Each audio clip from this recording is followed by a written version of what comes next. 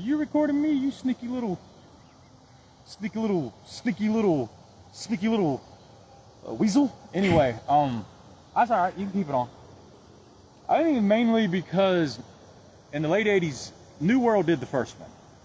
A lot of people think that movie's directed by Stephen King, but it's not.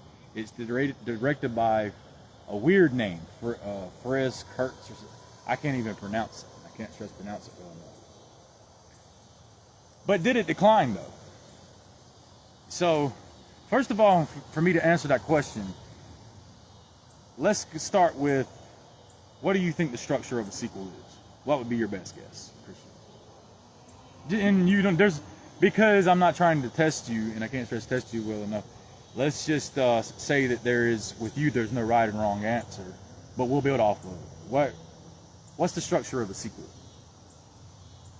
From what I've seen so far, like, it's like a bunch of kids. No, like, not the Children of the Corn. Like, what is the structure of any sequel to a movie? Like, what's the structure of a sequel? I don't know. So the structure of a sequel is to expound. To expound. Get the air out of my ears. Blow it out. Is to expound on the original's formula. Not copy and paste it. So when you expound on the original's formula, not copy and paste it. Dimension their idea and their goal was never to build off the tone of the original's formula. They wanted to keep spitting out Children of the Corn films, Children of the Corn films, Children of the Corn films. Not every year, but as often as they made them, to keep the money going. But it may not be in too much decline, because how much is Dimension made off the Children of the Corn? Man, it's into the millions. No, I think the problem is horror fans are ashamed of the series.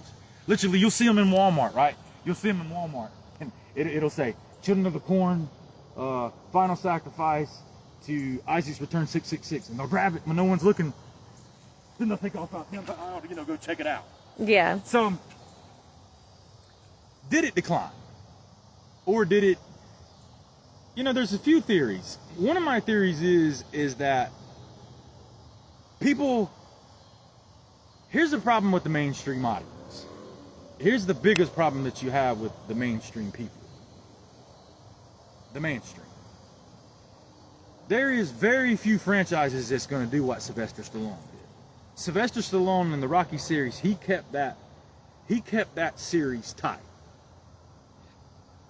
What did Rocky 1, 2, 3, 4 all have in common? They pretty much pick up right where the last one left off. And when you don't do that, what does the mainstream audience do? You know what I mean? They whine and they cry. Yeah. And they whine and they cry and they call foul. So to answer the question, you have a direct sequel, and you have an indirect sequel, and you have a standalone. Mm-hmm. Okay, so Children of the Corn 2, Final Sacrifice, that came out in 91 or 92, was a direct sequel to the original Children of the Corn. Okay. But part 3 and 4 were standalone sequels. So you have direct sequels, indirect sequels, and standalone. And now what you have a lot that Hollywood is spitting out, Hollywood is spitting out, Hollywood is spitting out, Hollywood is spitting out, is requels. A requel is a crossover between a remake and a sequel. So let's give an idea of an indirect sequel. Strangers. Then Strangers Prey at Night. So for all you horror fans, go watch Strangers, then watch Strangers Prey at Night. That's an indirect sequel. So it's still in the universe of the Strangers, but it's just, and you just have people that are like that.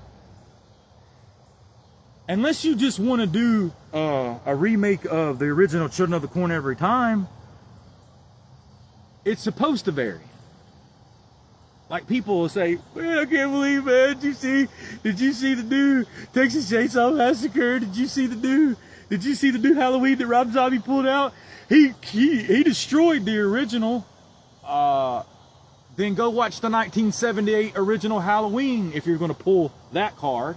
And for everybody who's watched the 2009 reboot to Children of the Corn, the 2022 reboot, to Children of the Corn, and everybody's like, oh man, they destroyed the original. No, they didn't. The original is still there. Go watch it.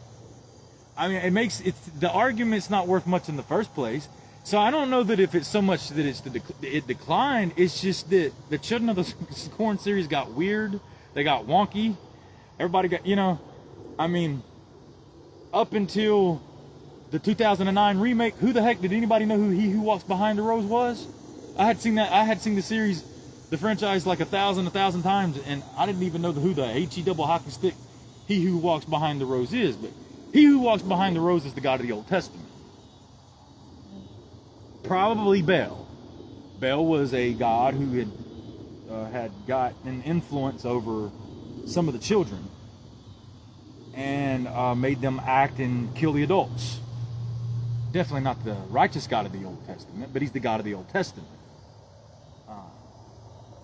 And they also believe there's a God of the Old Testament, a God of sacrifice, a God of He Who Walks Behind the Rose, He who sits upon the commode is displeased with you, Christian.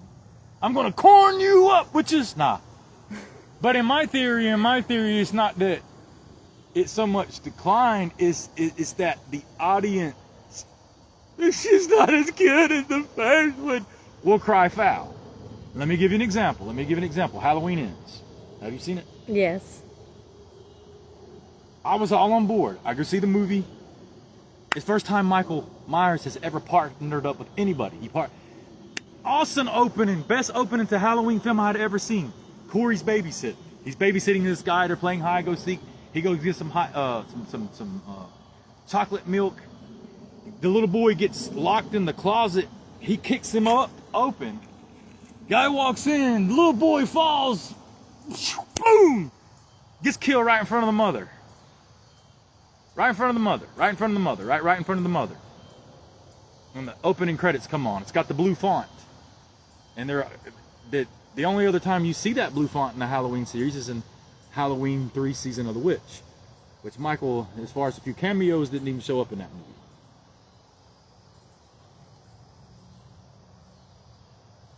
And I'm on board with that movie. Up until the point, Corey's got this scarecrow mask on. He's going to kill him and the doctor. Michael has to come in there and help him. And I'm all on board up to the final act. Corey goes into the sewer and he slips. He didn't overpower Michael Myers. He slips. He gets the mask by default, right? He goes and puts on the mask, and I'm like, awesome. This thing could spawn 8 or 9 sequels. 8 or 9 sequels, I say. 8 or 9 sequels.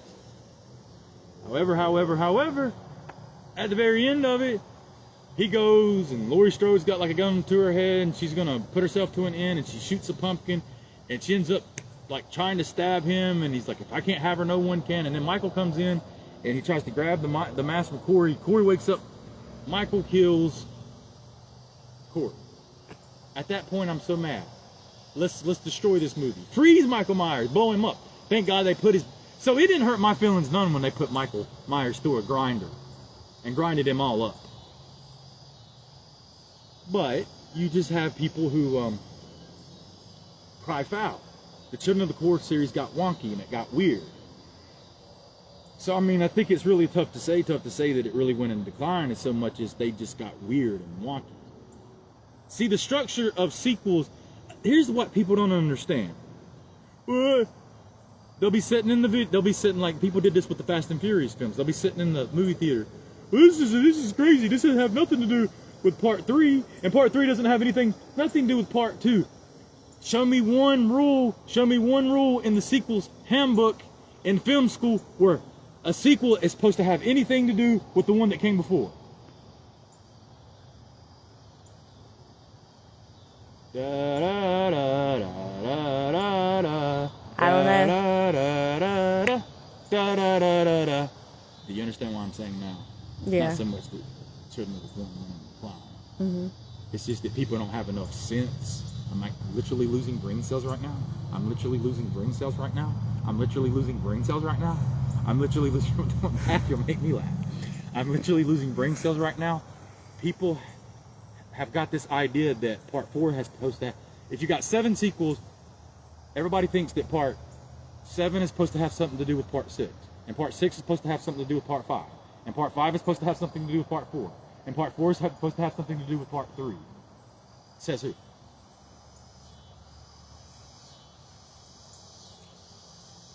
I guess the people. What people? The ones who went to film school and know what the hell they're talking about? Or just the mainstream audience? I would say the mainstream audience. Right, because they don't know anything Yeah. about the structure of sequels. Yeah. Because this is what you guys don't understand, you jackrabbits. Not every sequel is going to pick up right where the last one left off. And when that doesn't happen...